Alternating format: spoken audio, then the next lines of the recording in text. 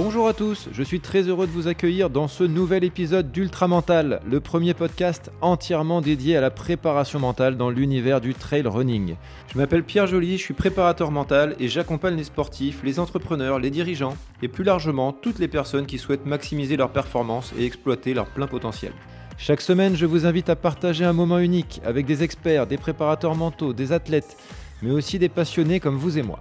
Bref, que vous soyez coureur amateur ou ultra-trailer aguerri, vous êtes au bon endroit pour commencer à cultiver un mental d'acier. Alors bonne écoute. Et bonjour à tous, aujourd'hui je suis très heureux de recevoir non pas un mais deux invités. Donc j'ai le plaisir de recevoir Jessica Chavannes, championne de jet ski et coach mental, et Mathias Gara, chiropracteur et conférencier et spécialiste du lien corps-esprit. Salut à tous les deux. Salut Pierre. Bonjour. Je vais laisser la parole à Jessica pour se présenter. On va essayer que ça soit assez audible. Je vais essayer de vous donner la parole à tour de rôle. Jessica, je te laisse un petit peu te présenter. Oui, donc je suis coach mental, comme tu l'as dit tout à l'heure, et je suis aussi sportive de haut niveau, à ce jour double championne du monde et triple vice-championne du monde. Donc voilà, donc pour moi, mon domaine sportif et mon domaine professionnel sont intimement liés. Ok. Et toi, Mathias? Eh ben moi, je suis chiropracteur, comme tu l'as dit également. Je suis diplômé de l'Institut franco-européen de chiropratique en 2015. Et après, mon histoire m'a amené vraiment à me spécialiser sur le lien corps-esprit. J'ai vraiment cherché depuis tout petit à essayer de combler une sorte de manque de pas pouvoir aider les personnes que j'aimais le plus au monde, donc une espèce d'impuissance. Et du coup, j'ai commencé par être pompier, ensuite chiropracteur, et je me suis spécialisé vraiment dans le lien corps-esprit, dans le but de pouvoir aider les gens, on va dire, peu importe leurs problématiques et de manière profonde et durable. Voilà. Ok. Pour introduire un petit peu l'idée de l'épisode, comment on a pensé ça? Je t'ai contacté, Mathias, via les réseaux. Je crois que c'était LinkedIn. J'ai vu passer un post dans lequel tu parlais du nerf vague. Mm. Et dès que j'ai vu ce post-là, j'ai vraiment eu l'envie, parce que moi j'ai découvert cette chose qui est le nerf vague l'année dernière sur un stage de respiration. Et j'en avais jamais entendu parler. Et quand même, je m'intéresse pas mal au sport. Et je me suis dit, quand même, c'est assez impressionnant que je sois passé à côté de ce truc-là. La plupart des gens à qui j'en parlais ne connaissaient absolument pas. Et c'est quelque chose d'absolument essentiel. Donc c'est comme ça que je t'ai sollicité. Et c'est toi qui as eu l'idée, du coup, de solliciter à ton tour Jessica, que tu accompagnes en tant que chiropracteur dans sa pratique du jet. Et c'est comme ça qu'est née l'idée un peu d'avoir cette partie avec toi, Mathias, le chiropracteur, le spécialiste, donc la partie théorique, où tu vas vraiment nous expliquer un petit peu ça, le parasympathique, sympathique, etc. Le point de vue terrain aussi, parce que tu es un praticien et forcément tu es sur le terrain avec des athlètes. Et la partie athlète, justement, avec Jessica, qui utilise et qui connaît très très bien ces techniques et qui les a mis en application dans son sport et dans sa vie de tous les jours. Je vais commencer à te poser une question à toi, Mathias. Qu'est-ce qui t'a amené, justement, tu nous as un petit peu présenté ça au début, mais qu'est-ce qui t'a amené à t'intéresser justement à cette partie très précise du soin, parce que le soin, c'est large, vraiment à Ouais. t'intéresser à ce lien corps-esprit? Je vais remonter un petit peu dans le temps. Je pense que c'est intéressant de voir un petit peu tout le cheminement et le pourquoi et comment j'en suis arrivé là. On va dire que quand j'ai été petit, j'ai grandi avec deux parents malades, dont un, mon père qui était dépressif, qui a toujours été dépressif, et ma mère qui, quand j'ai eu 6 ans, elle a eu un accident. Les médecins disaient qu'en gros, plus jamais elle pourrait reprendre le travail, que elle devait prendre une médication très forte jusqu'à la fin de ses jours, et ce genre de choses. Pour elle, c'était vraiment une partie de son cerveau, pour résumer, qui ne fonctionnait plus comme il devrait fonctionner. Et pour mon père, bah, c'était la dépression. Et je l'ai vu, ma mère, donner tort au médecin en reprenant le travail jusqu'à la retraite, dans un travail qui l'a épanoui, dans lequel il était apprécié, et supprimer plus de 80% de sa médication. Et j'ai vu mon père, lui, plutôt rejeter, on va dire, la faute sur le corps médical, sur des raisons extérieures également. Je fais de la dépression parce que je fais de l'apnée du sommeil, je fais de la dépression parce que j'ai telle ou telle pathologie, et trouver toujours des raisons extérieures pour pas regarder à l'intérieur, sans reprendre vraiment le pouvoir un petit peu sur lequel il pouvait avoir le pouvoir. Donc j'ai grandi vraiment avec ces deux parents-là et j'ai vu la dichotomie des deux. J'ai vu la personne qui devait ne pas pouvoir s'en sortir au niveau des médecins, faire le choix de se donner les moyens et s'en sortir. Et l'autre personne qui potentiellement pouvait avoir un impact, un acte sur sa dépression, qui s'est déresponsabilisée, rendue victime, et du coup pour qui sa dépression ne l'a jamais quitté et a créé d'autres problèmes au fur et à mesure. Moi, ma position là-dedans, c'est que, comme je te disais tout à l'heure, je me sentais vraiment impuissant en tant qu'enfant de voir les personnes que j'aimais le plus en mauvaise santé, malheureuses, etc., et de pas pouvoir les aider. Et c'est de là que j'ai créé cette envie profonde d'aider, de pouvoir aider les gens. En fait, c'est vraiment cette notion de d'être en mesure de, et que je me suis dirigé d'abord vers les pompiers, où j'ai appris une forme d'aide à la personne. Et c'est chez les pompiers que je me suis blessé au dos et que j'ai connu la chiropratique. Et là, j'ai découvert une autre forme d'aide à la personne, beaucoup plus profonde et durable, selon moi, à ce moment-là. Et je pense d'ailleurs que je me suis blessé pas pour rien, hein. Je me sentais déjà que j'allais être limité dans ce que j'étais capable d'offrir aux gens. Donc je me suis blessé, j'ai découvert cette magnifique profession à mes 18 ans, quoi. Et quand je suis arrivé en clinique chiropratique, donc en tant qu'étudiant, où on prenait en charge des patients, j'ai senti à nouveau une sorte de limite dans ma capacité de pouvoir aider les gens. Je trouvais que ça n'était pas assez durable, qu'il y avait des résultats, mais qu'en fait les gens y revenaient toujours dans l'attente que moi je fasse quelque chose pour eux, et de devenir un petit peu, bah, encore une fois, dépendant ou victime de leur situation et dépendant du thérapeute, quoi. Et c'est là où j'ai rencontré un de mes confrères, un chiropracteur, un de mes mentors, que j'ai suivi pendant 8 années et avec qui j'ai travaillé à la sortie de l'école pendant 5 années. Et j'ai énormément appris à ses côtés. Il s'agit de Nicolas Proupin, pour ceux qui le connaissent. J'ai énormément appris à ses côtés et j'ai notamment beaucoup appris sur le lien corps-esprit à ses côtés. J'ai pas appris que avec lui, j'ai fait aussi également pas mal de séminaires dans divers domaines de la chiropratique, que ce soit des séminaires sur l'énergétique, sur l'aspect psycho-émotionnel, sur le comportementalisme humain, sur plein de choses.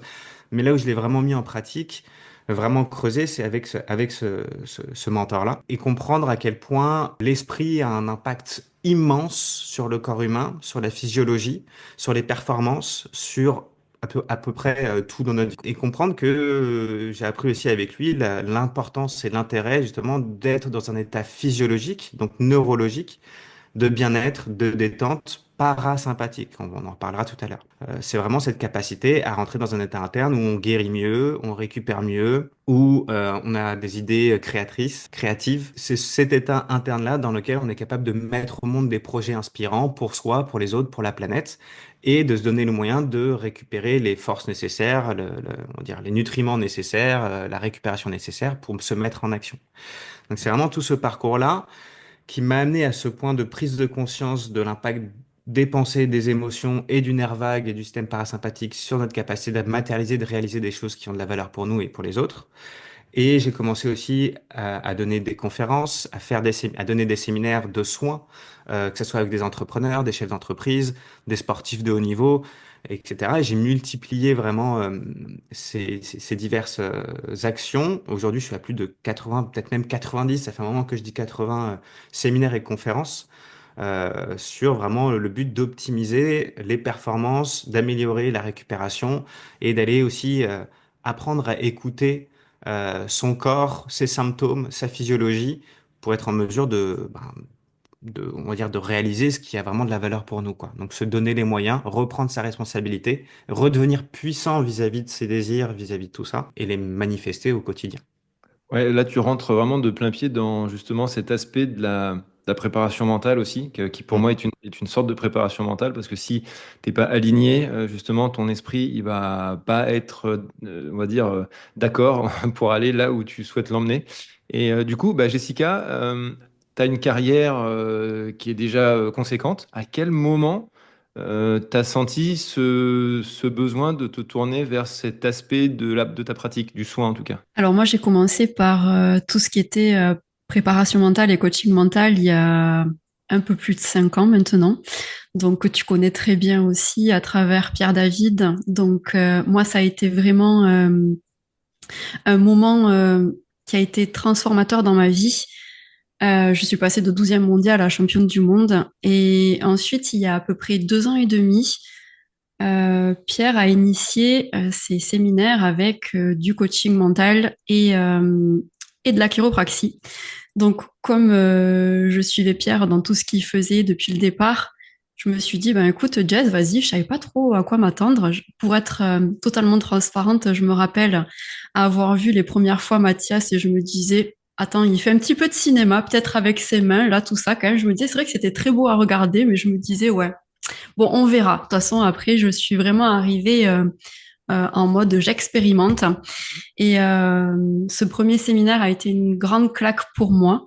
J'étais venue pour le sport à ce moment-là, pour aller gratter peut-être les micro-millimètres que j'avais besoin de gratter. Et ce qui s'est passé, c'est que c'est pas ça qui est sorti sur la table. Donc, je travaillais en fait, on avait le séminaire qui était divisé en plusieurs parties, avec une partie coaching, une partie vraiment travail sur le corps avec Mathias. Et ce qui est sorti, c'est le corps qui en a parlé. Et c'était pas le sport, c'était lié à mon domaine professionnel, qui finalement aussi impactait indirectement mon sport. Et c'est là où j'ai compris la puissance du truc. Alors, bien entendu, j'ai eu de très très grosses prises de conscience pendant ces 2 jours, mais le travail a poursuivi son effet dans les mois qui ont suivi. J'ai fait pas mal de séminaires ensuite différents liant le coaching et la chiropraxie, et j'ai pu voir à chaque séminaire, c'était vraiment c'était différent. J'ai vécu, je dois en être, je pense, à 10 ou 12 séminaires à mon avis, à mon actif, en tant que, on va dire, patiente de Mathias et aussi d'autres chiro. Et j'ai pu observer vraiment des effets très différents à chaque séminaire et de grosses avancées. En fait, c'est vraiment pour moi le travail entre le mental, le spirituel, l'esprit et le corps. C'est un travail indissociable. Justement, lié à cet alignement dont tu parles, puisque moi je travaille énormément sur l'alignement mental, corps, cœur, esprit. D'ailleurs, bah, Jessica, je suis curieux en tant que sportive, comment tu classes ces pratiques? Alors, la préparation mentale, la prépa dans la prépa générale, dans les soins, dans la récup. Moi, je le place en fait au centre à tous les niveaux. En fait, pour moi, il n'y a pas de. Pour moi, tout ce qui est lié à la performance, c'est vraiment une approche holistique, une approche. Moi, j'ai vraiment commencé par tout le côté mental, tout ce qui est vraiment inconscient, tout ça, qui m'a permis d'accéder à la connexion au corps et qui aujourd'hui, en fait, je suis passée par ce process-là, mais pour moi, on peut passer aussi dans le sens inverse. Pour moi, il n'y a pas d'ordre. On commence par un sens et on arrive à découler sur, en fait, on vient gratter les couches et ça nous permet à accéder sur d'autres dimensions, en fait. Donc pour moi, il n'y a pas vraiment d'ordre. Mais c'est sûr que à un moment donné, quand même, il est important aussi d'aller sur le travail mental et mettre de la conscience sur des choses où aujourd'hui, on n'a peut-être pas conscience aussi. Ça, je le vois avec certaines personnes que j'accompagne qui me disent, je comprends pas, ça bloque, pourtant tout va bien, mais tout va bien dans ce dont ils ont conscience. Mais pourtant, quand on commence à aller gratter un petit peu, on voit qu'il y a des choses qui n'avaient pas encore jailli de la surface. Et je pense que aussi Mathias peut aussi, à travers le travail du corps, venir lire le corps pour faire ressortir tout ça. Justement, tu vois, ça me fait penser à quel moment, donc comment découvrir ou comment aller vers ce genre de pratique. Et toi, Mathias, comment les gens qui viennent vers toi, c'est plutôt, on va dire, sur du préventif, c'est-à-dire voilà, quelque chose de proactif. J'ai envie de mettre tout en place dans mon monde, on va dire, pour ma performance, si c'est un sportif, si c'est un chef d'entreprise, voilà. Ou si c'est à la suite de quelque chose où on te demande un peu d'intervenir en pompier, entre guillemets, où il y a une blessure, où il y a vraiment un gros pépin, voilà. Moi, je suis un peu multicasquette. C'est-à-dire que déjà, j'aime la diversité. Comme je te le disais aussi au début, moi, mon plus gros trauma, entre guillemets, c'est incapacité de pouvoir aider les gens. Donc, s'il y a quelqu'un qui se présente à moi et qui a besoin d'être sauvé avec des gros guillemets, c'est-à-dire qui a une blessure, qui a besoin d'être remis sur pied, et ben, je vais travailler dans cette direction-là. Maintenant, je me considère un petit peu comme un mercenaire. Si tu viens me voir et que tu me dis maintenant je veux devenir la légende, devenir championne du monde, devenir dans mon sport ou dans mon métier, je vais me faire un malin plaisir à préparer, à réfléchir, à t'emmener dans cette direction, à travailler avec deux outils. Faut savoir que moi j'ai vraiment développé une technique qui est unique et qui est peu répandue. Il y a peu de chiropracteurs qui ont ces outils-là.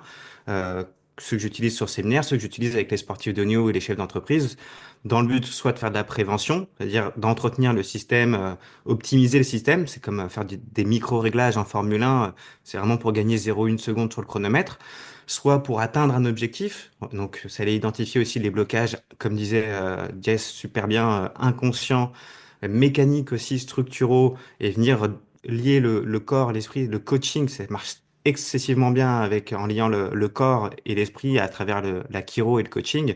C'est vraiment un duo qui marche très très bien pour aller chercher à gratter de la performance, etc. Donc les gens qui viennent vers moi, c'est des gens qui ont une demande. Après, je vois si la demande, quel outil je utilise, quel axe de travail je vais prendre pour atteindre l'objectif. Et ça arrive souvent aussi qu'il y ait des gens à la base qui viennent pour un sujet en particulier Et en transformant, en avançant sur ce sujet-là, on se rend compte que derrière, il y a quelque chose qui est plus de valeur et on va changer l'approche, changer la méthodologie pour obtenir ces résultats-là, quoi. Ça dépend. C'est à soi, en venant me voir, de déjà définir quel serait l'objectif prioritaire et après on définit ensemble le plan de soins à suivre, le plan de traitement à suivre. Un truc qui est important aussi, c'est quand on fait appel à Mathias, c'est d'arriver et en fait de se laisser porter aussi. C'est aussi le but parce que de pas être dans l'attente d'un résultat précis, mais justement de laisser aller le corps parce que c'est là Mm. où il sera capable de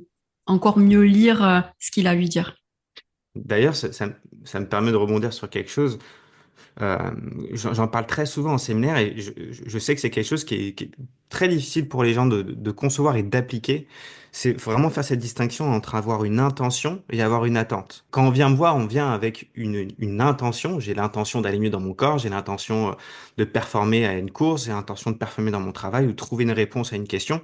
Maintenant, à partir du moment où on rentre dans le soin, que ce soit sur la table en chiro ou en coaching, par exemple, ne pas avoir d'attente, pour moi, c'est la clé, parce que c'est là on va pouvoir s'ouvrir à des potentiels, à des choses justement dont on n'a pas conscience, qui vont venir à nous et du coup s'ouvrir et transformer. Quand on a trop d'attente, c'est-à-dire qu'on va souvent forcer dans une direction et on va buter dans une direction en pensant que la solution est derrière ce mur-là, et en réalité, on va s'écarter du vrai cadeau Mm.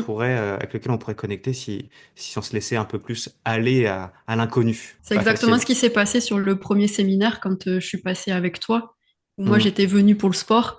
Et puis finalement, ben, c'est le fait de quitter le CDI qui est ressorti et c'est ce que j'ai fait ensuite enfin, c'est ce que j'ai fait par la suite, qui Mm. indirectement servait mon objectif premier. Maintenant, Mathias, pour rentrer un petit peu dans le sujet, dans le thème un peu du podcast, est-ce que tu peux nous expliquer de manière le plus simple possible, le plus digeste, ce rapport dans le système nerveux sympathique, parasympathique, pourquoi l'équilibrer, à quoi ça sert, etc. Oui, je vais faire de mon mieux, n'hésitez pas La question s'il est y a des large, hein, choses je te que je fais pas un peux... cadeau. Non, mais je te dis, moi je peux passer 1 heure et demie juste à parler de ça, donc je vais essayer de rendre ça plus condensé et concentré. Globalement, il faut comprendre que notre cerveau, il a deux modes principaux de fonctionnement. C'est jamais tout blanc ou tout noir, c'est des nuances de gris, mais qui vont être plus ou moins importantes. On a ce qu'on appelle le système nerveux sympathique, qui est le système nerveux de défense. C'est ce qu'on appelle le fight or flight. C'est est-ce que je vais devoir combattre, fuir, me cacher? Est-ce qu'il y a un danger extérieur? Et du coup, ma physiologie, ma chimie, mes pensées, mon corps, mon attitude, tout va se mettre en branle dans cet objectif-là.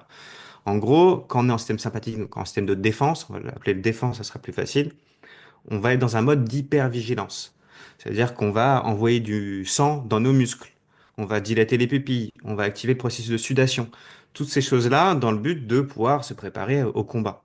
Mais ça veut dire aussi qu'on va enfin en tout cas, on va ralentir le système digestif, le système immunitaire, tout ce qui va être à propos de récupération. Et la chimie qui va être sécrétée dans notre sang, toutes les hormones par exemple, vont aller dans le sens de justement la survie. Donc on va sécréter des hormones comme le cortisol, l'adrénaline. Ces hormones-là, elles vont nous permettre de nous sortir de situations difficiles, elles vont nous permettre de rentrer dans cet état de combat. Maintenant, elles ont aussi une contrepartie. C'est-à-dire que le cortisol et l'adrénaline vont être des hormones qui vont, on va dire, vont être pro-acidifiantes. Donc, ils vont favoriser les blessures, les tendinopathies, par exemple, qui vont favoriser l'inflammation dans le système. Elles vont aussi baisser le seuil de la douleur. C'est-à-dire qu'à terme, on peut être plus sensible à des désagréments, à des douleurs, à des symptômes. À l'opposé de ce système-là, on a le système justement parasympathique.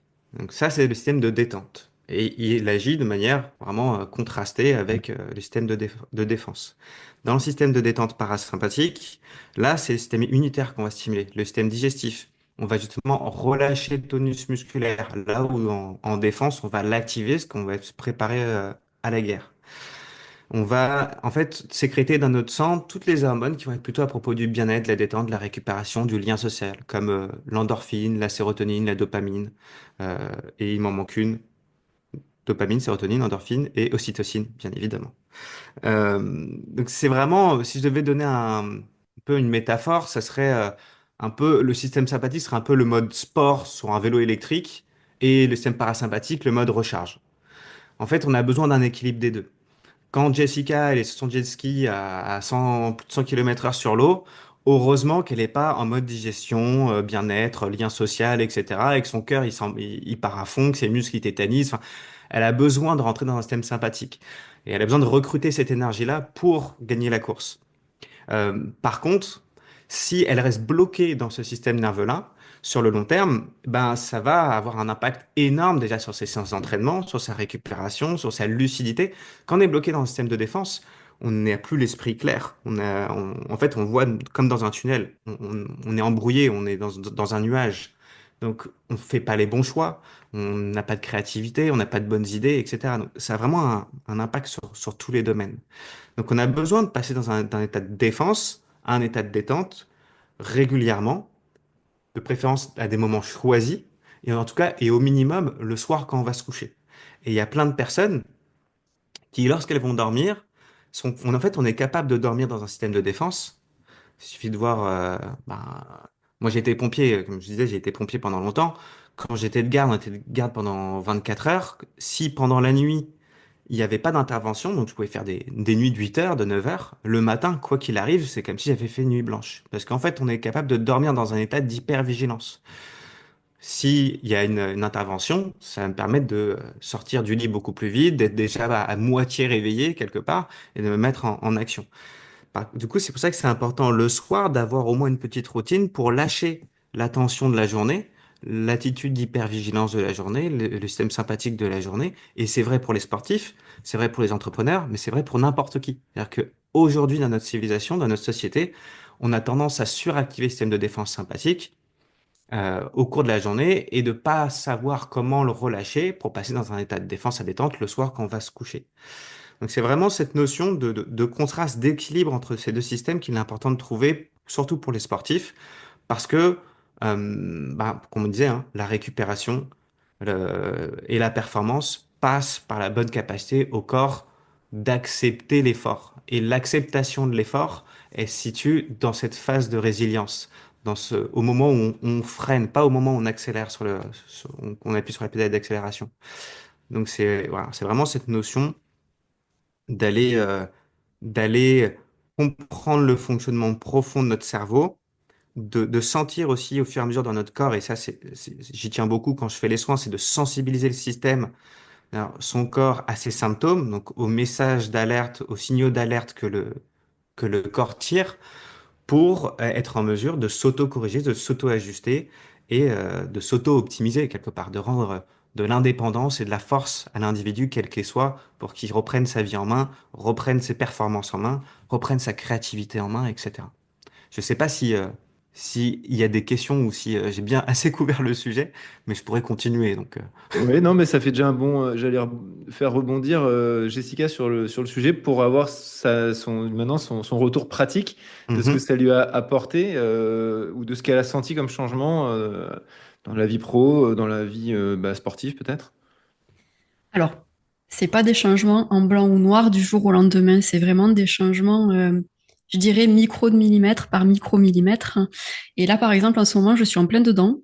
C'est-à-dire que j'ai beaucoup tiré sur la corde parce que je manage entre mon entreprise et le sport de haut niveau, ce qui est pas forcément facile, plus les challenges que mon sport nous amène à côté en termes de gestion mécanique, etc.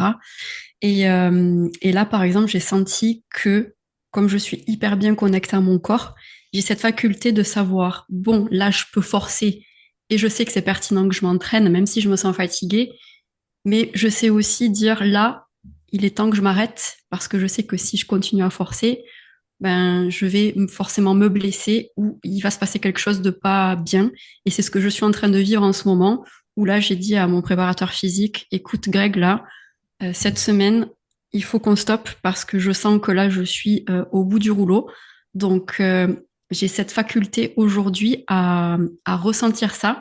Et c'est assez rigolo parce que maintenant, ça va faire un peu plus de 2 ans et demi, que je me rends compte que mon corps me coupe totale énergie à 3 semaines, un mois des grosses échéances.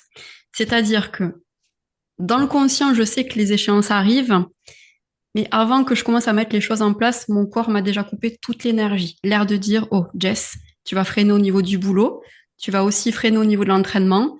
Et je sais que c'est le moment où j'ai besoin absolument de m'écouter. Parce qu'en fait, moi, j'avais beaucoup de trucs avant il fallait pas que je sois faible parce qu'il fallait tout le temps que je sois forte, etc., etc. Et en fait, aujourd'hui, j'accepte ces moments de faiblesse qui pour moi ne sont plus du tout des moments de faiblesse. Justement, pour moi, c'est une très grande force de savoir s'arrêter au bon moment pour recharger et justement pour que mon corps soit performant au moment nécessaire. Et en fait, quand on a une faculté d'écouter son corps et d'arriver à, on va dire, à danser dans ces différents moments, ben, on honore son corps et notre corps nous honore aussi. C'est-à-dire que ça m'est déjà arrivé de performer un championnat du monde en étant malade.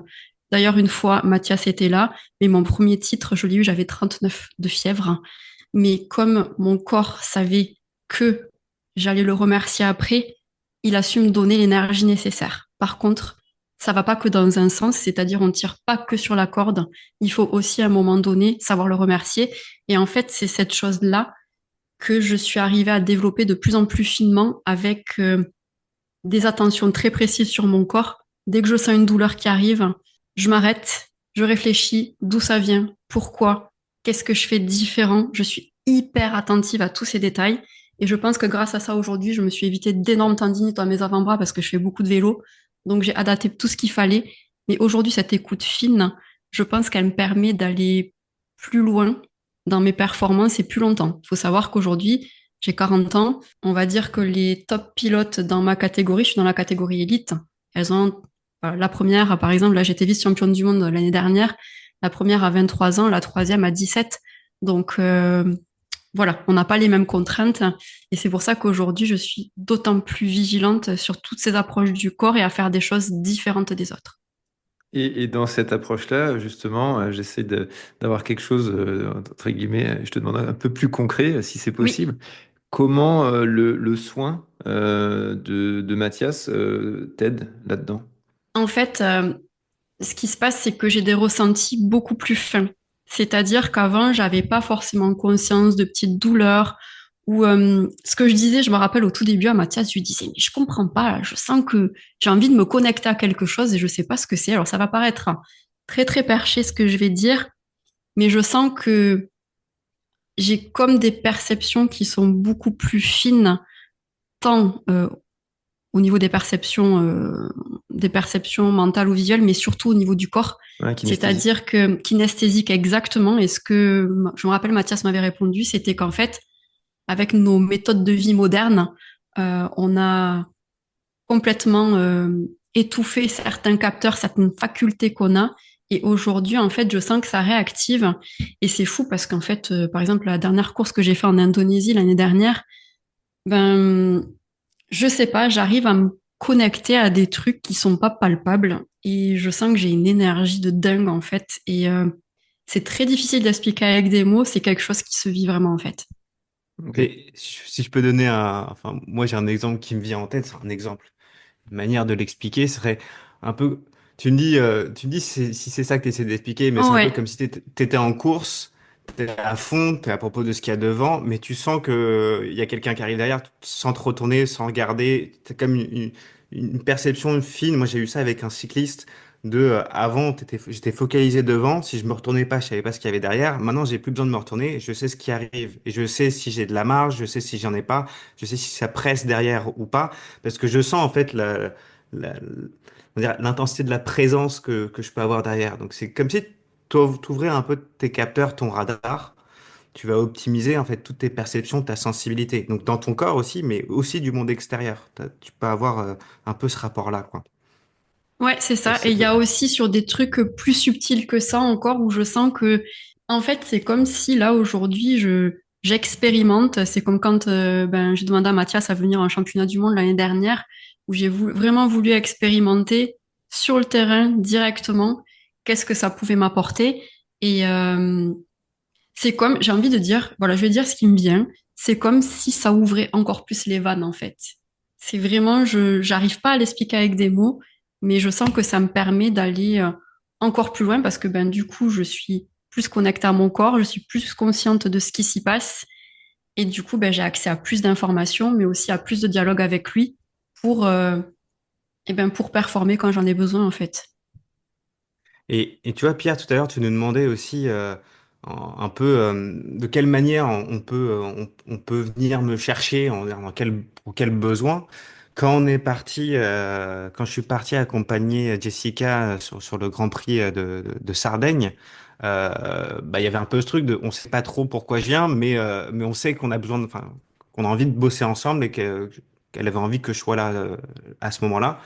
Et on a aussi bien fait l'optimisation des performances, de la récupération, mais on a aussi l'aspect un peu plus mécanique, structurel. Je me rappelle au niveau de tes jambes, au niveau des Oui, courbatures, au niveau de la circulation, etc., où à un moment tu étais un peu dans le dur, ça, ça a permis, vous dire, d'aller chercher les dernières ressources parce qu'il y avait ce soutien mécanique, physiologique. Donc c'est ça qui me plaît, un peu ce côté multicasquette de s'adapter en fonction des besoins et pas de forcer dans le mode là il faut qu'on fasse vraiment de la performance, etc. Il y a des moments, où il y a besoin juste d'avoir quelqu'un ou quelque chose dans lequel on peut se relâcher pour pouvoir mettre de l'énergie dans ce qui a de l'importance, quoi.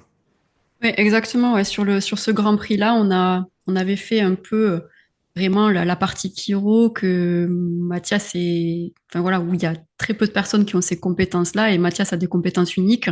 Ça, on l'a fait vraiment 2, 3 jours avant le mondial. Encore, on y a été mollo parce que Mollo. ça fatigue aussi quand même sur le coup. Et on a vraiment joué sur beaucoup de structurels après, enfin, sur ce que j'avais besoin sur la course.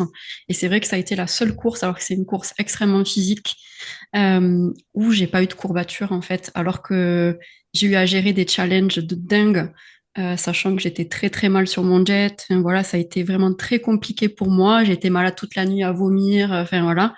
Et je me rappelle que j'avais l'air qui passait plus du tout au niveau de la trachée. J'ai dit, je sais même pas comment je vais faire la course. Et il est arrivé en fait à me redégager toute cette partie-là pour que l'air repasse. Et aussi fou que ça puisse paraître, j'ai gagné ce Grand Prix, quoi. Donc j'étais mal partie pour ça. On s'était dit si on fait un podium, ce sera déjà miraculeux. Et puis bon, on est revenu, on avait gagné ce Grand Prix-là. Donc c'était assez fou. Ah, c'est hyper C'était intéressant dingue. ces témoignages. Alors déjà, première chose, Indonésie, Sardaigne, faut pas hésiter à envoyer les invitations parce que c'est pas mal comme destination. Donc c'est quand même très très cool, j'ai noté ça. Et non, plus sérieusement, bah, ce que tu me disais, Jessica, tu as un peu l'impression que j'ai, c'est t'exploites. Tu prends 2, 3, 4% supplémentaires à chaque fois de ton corps et de ton esprit, en fait, de la globalité Oui, de ce tout, en fait. C'est pas juste je suis plus consciente ou je suis meilleur dans mon corps, c'est le tout. oui. Et c'est simplement, tu performes mieux et à chaque fois, ouais, t'ouvres une vanne, on va dire. Ouais, j'ouvre comme des petites portes, tu Ouais. vois, des choses sur lesquelles j'avais pas encore accès. Et je sens que en fait, je vis chaque compétition différemment, avec bah, souvent des intentions peut-être différentes que j'ai pas forcément calculées avant. Et je sens que j'ai accès à des choses et qui sont pas explicables, mais je sens qu'à chaque fois, je gratte un tout petit peu plus sur ma performance, mais aussi pas que sur la performance. C'est sur même, je dirais, ça a énormément développé ma gratitude, beaucoup, beaucoup. Et on le sait que quand on est en gratitude de faire les choses, ben souvent la performance, elle suit plus facilement derrière. Donc ça, c'est un aspect aussi qui est hyper, hyper, hyper important, je trouve. Complètement. D'ailleurs, c'est intéressant ce qu'elle dit, parce qu'elle dit le fait d'être en gratitude va améliorer mes performances, mais ça s'explique aussi un peu de manière neurologique, parce que la gratitude, c'est une sécrétion d'hormones dans le sang, et c'est une sécrétion d'hormones du parasympathique, de la détente. Donc c'est un meilleur équilibre entre stress, en stress de sympathique et détente. Donc c'est être la capacité d'apprécier le moment, aller chercher des ressources, non pas dans la contrainte, mais dans le plaisir. Et ça, c'est merveilleux, ça veut dire qu'on est capable de rentrer dans l'effort non pas dans la souffrance, mais dans le plaisir. Et donc, on va aller chercher des ressources qu'on ne peut pas avoir accès lorsque, justement, on est à 100% dans la contrainte, dans le dépassement de soi douloureux et ce genre de choses, quoi. Exactement, oui. Je vais relayer ce que tu dis, Mathias, parce que bon, ben, tu connais très bien notre situation, à moi, à Laurent, où on est, Mm. d'ailleurs, en ce moment, on passe de très bons challenges. Voilà.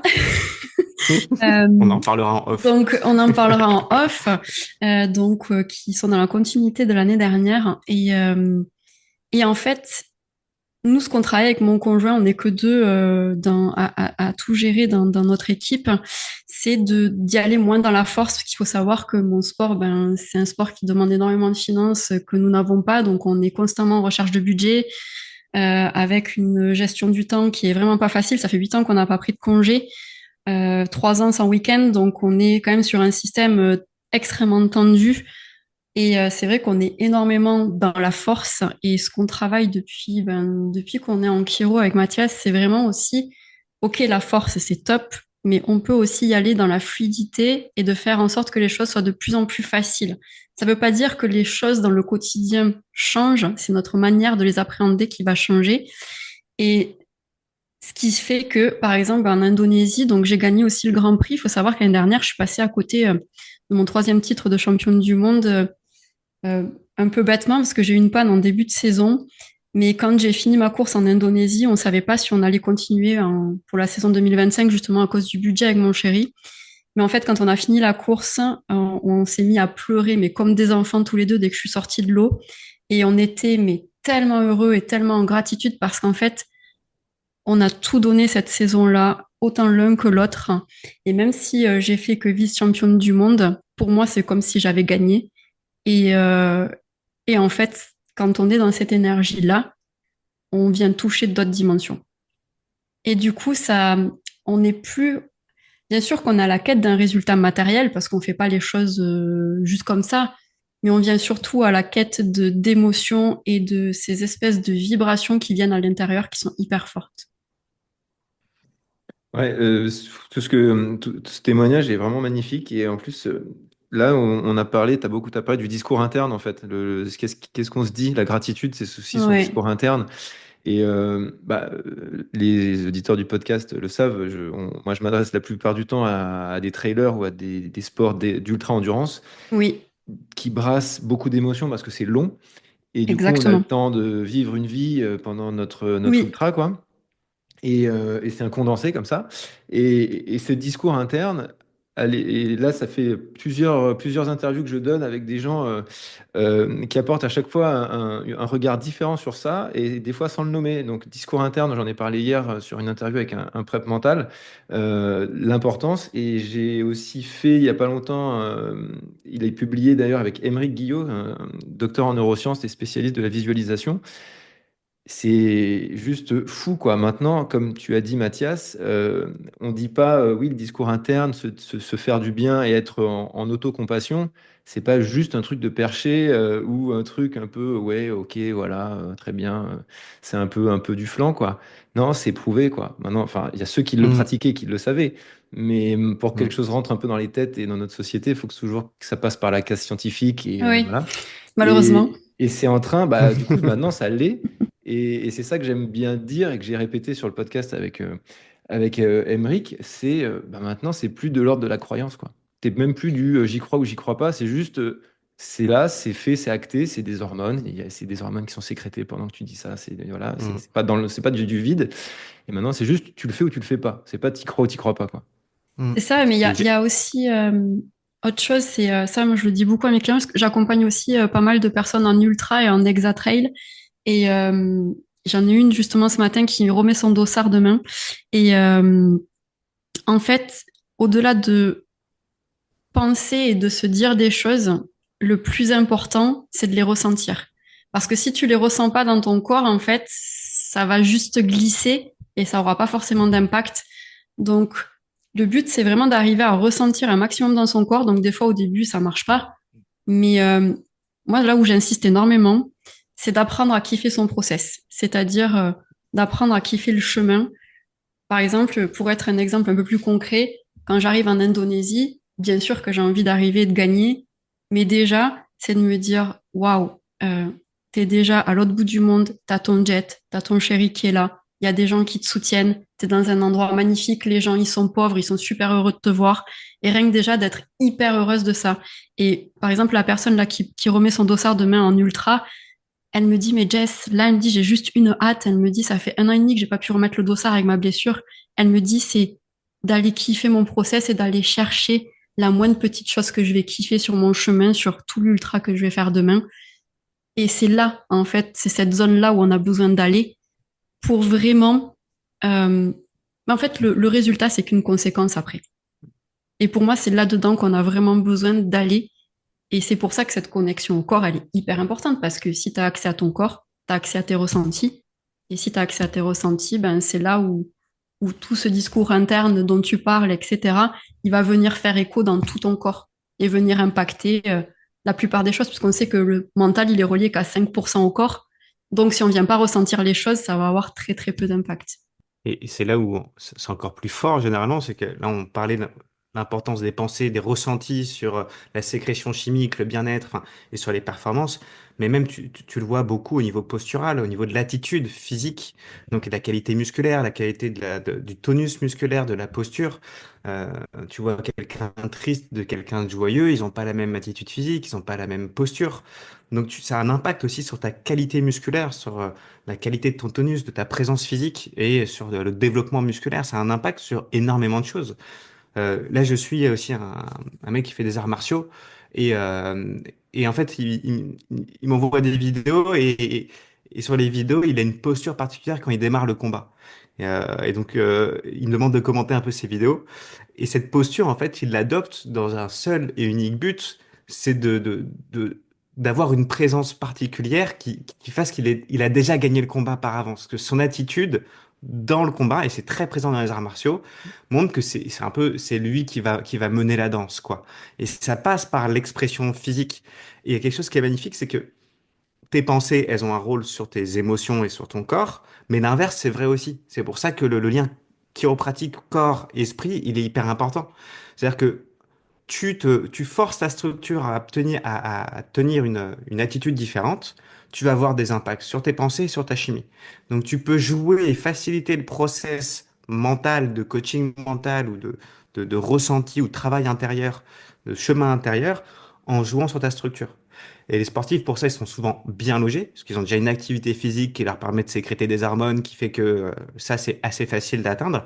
Mais sur la posture consciente, c'est simplement créer légèrement d'extension avec de l'air et du mouvement en ouvrant la partie antérieure du thorax.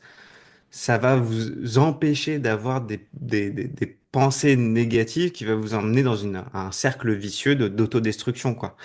Donc, on peut prendre vraiment le problème dans tous les sens. C'est-à-dire qu'on peut aller chercher à modifier nos pensées, nos perceptions. On peut aller chercher à travailler sur notre attitude physique, sur notre corps physique. Et le troisième, on va dire, troisième côté du triangle, c'est tout ce qui va être chimique déjà. Donc, c'est notre alimentation. Et ça, généralement, les sportifs sont aussi, généralement, plutôt bien renseignés sur le sujet, quoi. Donc, il va vraiment avoir ce lien plutôt corps-esprit.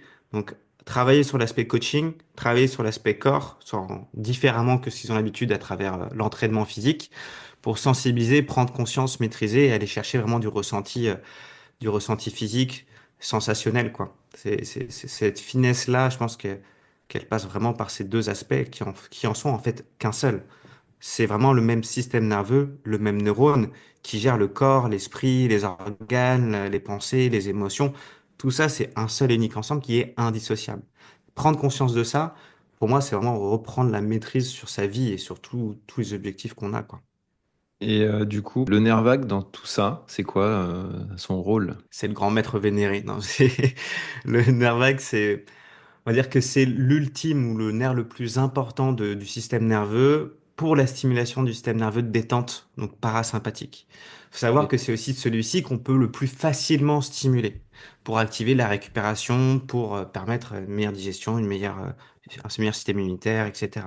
Donc c'est celui-ci qui serait le plus à aller venir chercher à stimuler pour améliorer sa résilience au stress, pour améliorer sa récupération. Donc après un entraînement, après une course, ce genre de choses. Il est facile d'accès parce qu'il passe à côté de plein de structures importantes. Donc il y a plein de manières de le stimuler. Moi, j'enseigne une manière que j'ai appelée vagal flow de le stimuler, qui est vraiment spécifique, ou qui vient travailler non seulement sur la stimulation du nerf vague, mais aussi sur la décompression de la colonne vertébrale, le relâchement des tensions au niveau des disques, la correction des muscles. Enfin, c'est vraiment un tout en un. C'est un lavage de dents de la colonne vertébrale. C'est pour moi le B à bas, le truc que tout le monde, pas que les sportifs, devrait appliquer pour prendre soin de son cerveau, de son système nerveux, de sa colonne vertébrale, etc. Mais avec cet exercice-là, on peut venir stimuler les trois plexus les plus importants du nerf vague. Donc, c'est comme des pelotes de nerfs qu'on a à l'avant de l'abdomen. Il y en a un qui est au milieu du thorax, là où il y a le creux à la pointe du sternum qui se crée. Souvent pour les femmes, c'est là où la bretelle de soutien-gorge passe, hein. Donc ça, c'en est un au niveau du nombril et sous les clavicules. C'est-à-dire que c'est les trois plus gros plexus de ce nerf. En venant stimuler ces trois plexus-là, on va réactiver le système parasympathique de détente.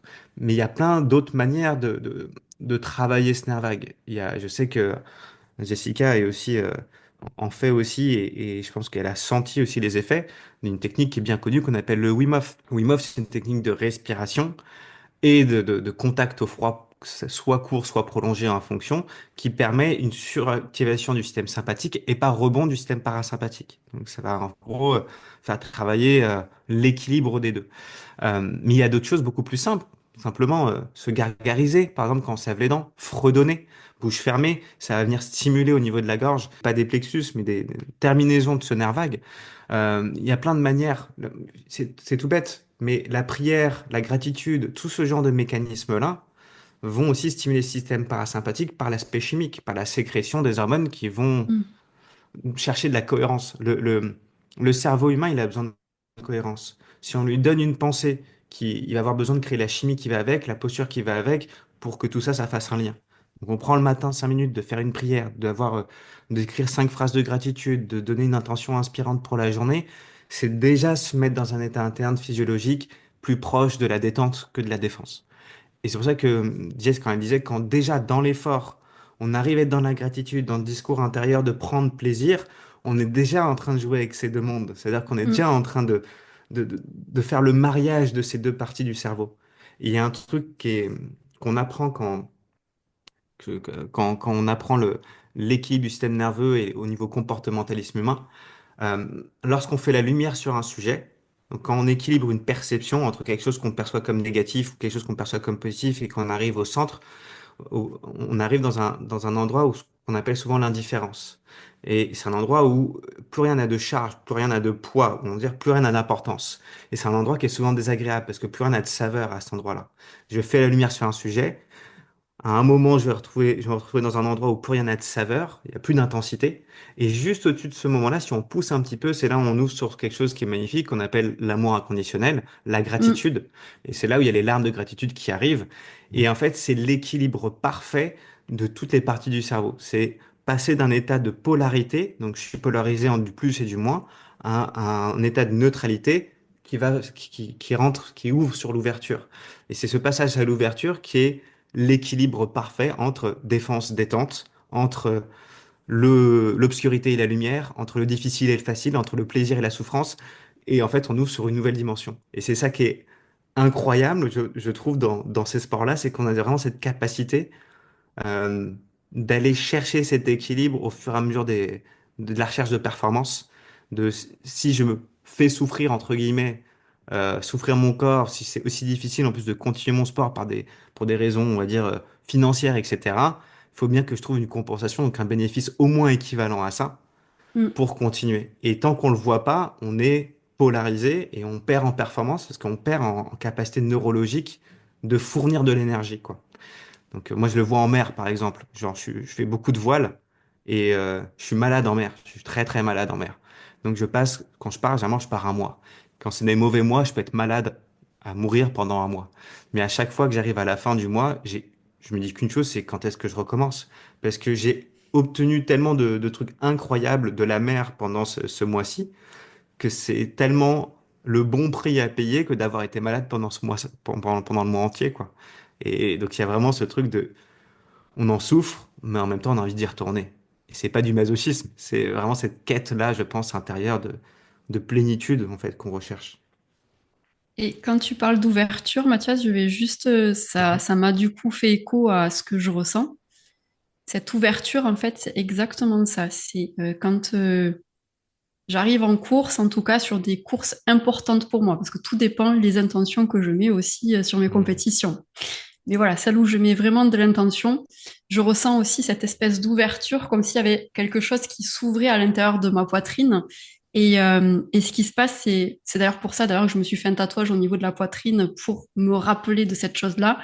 Et c'est vrai que je suis dans un état où j'accueille, où je suis ouverte entre guillemets, et pas dans l'attente. C'est-à-dire que j'arrive pas à l'expliquer avec des mots, mais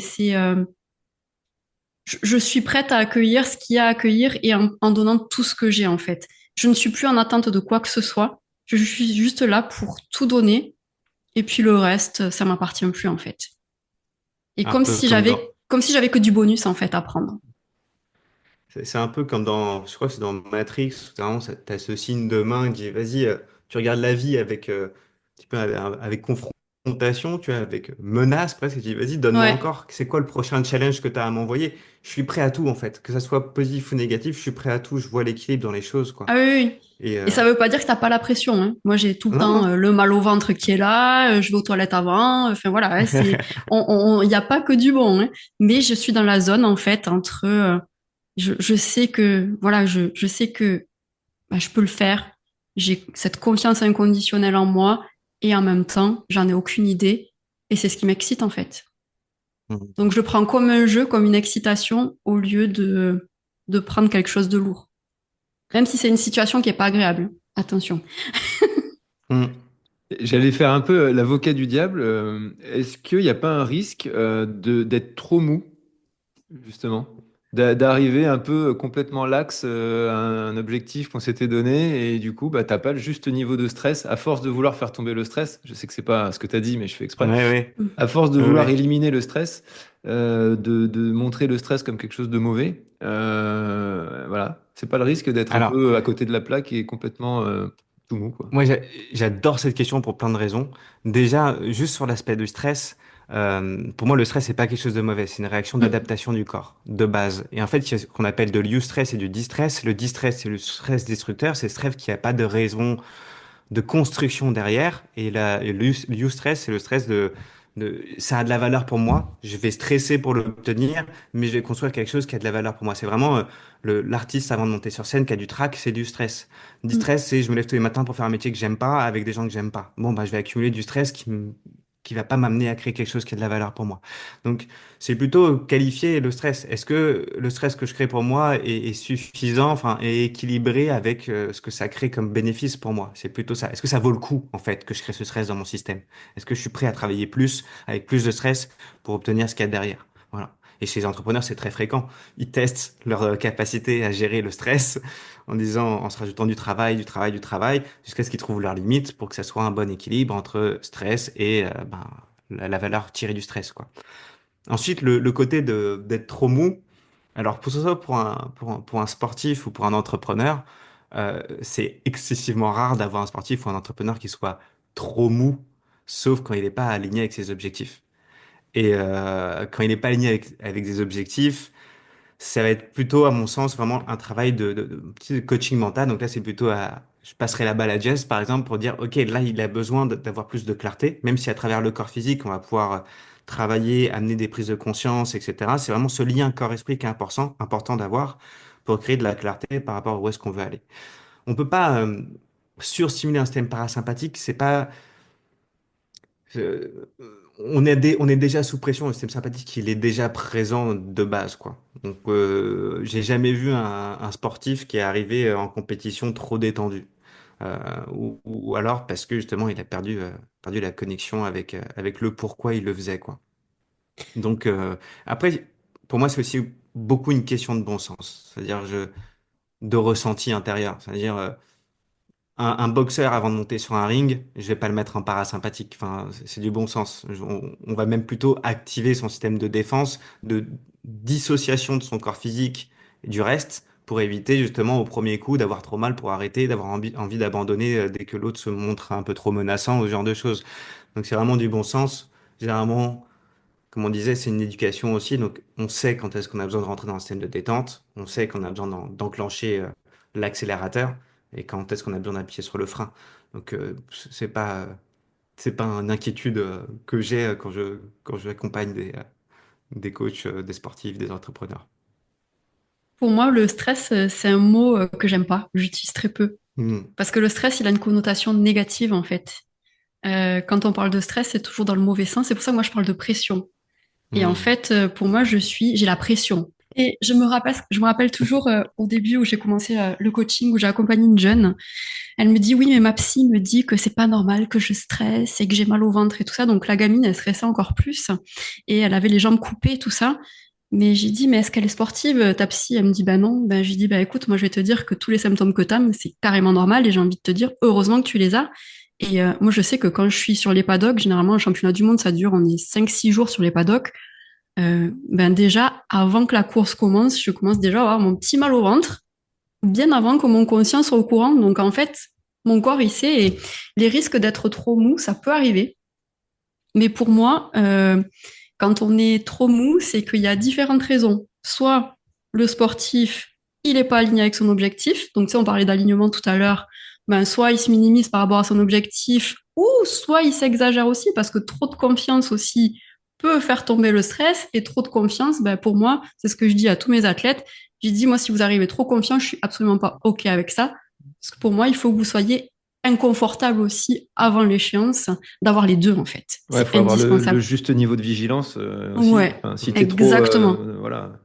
Donc il peut y avoir plein de raisons qui font, là je vais pas les étaler parce qu'il pourrait y en avoir, je pense, une bonne dizaine. Mais oui, il peut y avoir des risques, mais pas en tout cas liés à la chiro ou aux soins qu'il peut y Mhm. avoir associés à ça. C'est souvent lié à des problèmes bien différents et voilà.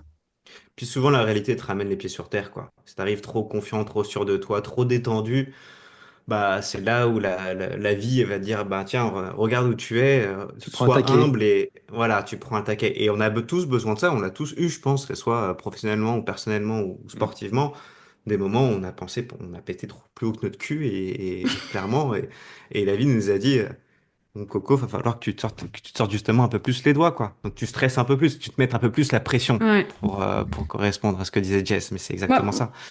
pour te dire, Pierre, tu vois, je sais que, bon, moi, dans mon sport, les approches de coaching, les approches spirituelles, etc., c'est pas très, très en vogue en sport mécanique. Et je sais que les gens à l'extérieur, ils ont pas trop idée de. Il y en a qui savent vraiment ce que je fais et qui s'y intéressent. D'ailleurs, j'ai déjà accompagné des concurrentes. Mais en fait, ce que les gens disent, par exemple, dans mon équipe, il y en a, ils disent non, mais Lolo et Jess, ils sont trop stressés, machin. Alors que nous, c'est juste qu'on est pas, on est juste hyper investis, en fait. C'est juste ça, on a envie de faire bien. Et pour autant, en même temps, on a aussi une sérénité. Mais heureusement, nous, on est content d'avoir ce stress-là parce que il nous permet bah, de nous donner à 3 milliards de pourcents, quoi. Et puis, il faut rappeler juste que vous êtes deux, alors qu'eux, ils sont 15, ils ont 14 jets de Exactement. rechange, ils ont Voilà. 3 semi-remorques de pièces détachées, des mécanos, des pièces électroniques, et que vous êtes là avec votre clé à molette et votre tournevis, pour pas dire autre chose, Voilà. et vous débrouillez. Ouais. Pendant que eux, ils mangent, ils sont déjà changés, etc., prêts à la sieste, nous, on est toujours en combi, les mains dans le jet, en train de faire à manger. Enfin bon, voilà. C'est pas le même, c'est Il pas faut être le, il faut être un sportif de haut niveau pour les suivre sur une journée de compétition, hein. Je crois que c'est déjà rien que pour les suivre, hein, pas pour faire les courses, hein. Ah, trop bien. Bah, ouais, c'est super bien toutes ces petites anecdotes, c'est vraiment top. Ça permet vraiment de comprendre un petit peu plus, on va dire, un peu plus concrètement tout ce que ça peut apporter et tout ce qui se cache derrière ça. C'est pas évident hein, comme tu disais, Jess, même dans le sport de haut niveau. Il y a des zones d'ombre qu'on veut pas forcément aller voir et qui sont soit ah non c'est trop spirituel c'est trop machin oui, et c'est justement parce que je disais tout à l'heure les sciences les neurosciences avançant sont en train de rendre le oui, spirituel complètement concret enfin ce qu'on appelait spirituel ultra concret avec des choses toutes bêtes je parlais hier dans un entretien avec le mur du marathon on parlait du mur du 30e Hmm. et ils disaient, ah, le mur du 30e il faut pas y penser si tu y penses il arrive machin alors oui certes mais c'est juste qu'en fait, le mur du 30e, ça c'est pas sorti de nulle part, c'est arrivé de... Ça existe. Bah, il existe juste physiologiquement parce que 30 km, grosso modo, c'est 2 heures d'effort, plus ou moins. Maintenant, avec les disparités de niveau, il y a 55 000 personnes au départ d'un Hmm. marathon, donc c'est un peu plus complexe que ça. Mais à l'époque, c'était voilà, plus ou moins 2 heures d'effort, et plus ou moins 2 heures d'effort, quand tu t'alimentes pas ou très mal, c'est Oui, là où tes réserves physiologiques, tu es à zéro. Donc tu frappes le mur fort, ça s'appelle une fringale aussi dans les autres sports. Tu fais du oui, vélo, ça s'appelle une fringale. Donc il n'y a rien d'extraordinaire, il n'y a rien de spirituel à ça.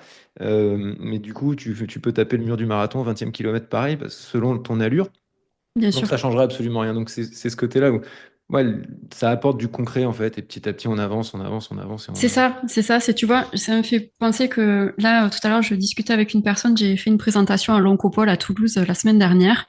Et juste, j'ai demandé un retour. Bah, il me dit, il y a des gens qui ont adoré. Et il me dit, il y a des gens, pour eux, c'était trop spirituel. Mais en fait, j'ai rien fait de spirituel. Mais c'est juste que dès que tu sors un petit peu où on te pose deux, trois questions d'introspection personnelle, on classe ça dans spirituel, Ouais, c'est ça. alors que c'est hyper factuel comme chose. Et en France, on a énormément de mal à, à avancer sur ça. Et c'est pour ça que je pense que les sportifs qui s'intéressent sur ce côté-là ont largement une longueur d'avance.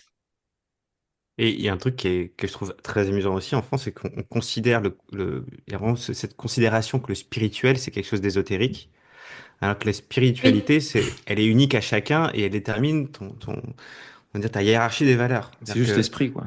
oui, mais c'est ça, et puis c'est ta hiérarchie des valeurs, c'est-à-dire que tu vas, pour certaines personnes, l'argent et le pouvoir, c'est leur spiritualité. C'est-à-dire qu'ils vont être excessivement doués et performants, ils vont comprendre les rouages de comment ça fonctionne, des trucs que toi jamais t'aurais pensé, parce que c'est dans la hiérarchie des valeurs, quoi. Donc il y a cette notion de si c'est spirituel, c'est ésotérique. Non, ça peut être spirituel et purement cartésien. La spiritualité de quelqu'un, elle peut être scientifique. Ça veut dire il est tellement doué là-dedans qu'il voit tous les angles, les faces cachées de la science ou j'en sais rien.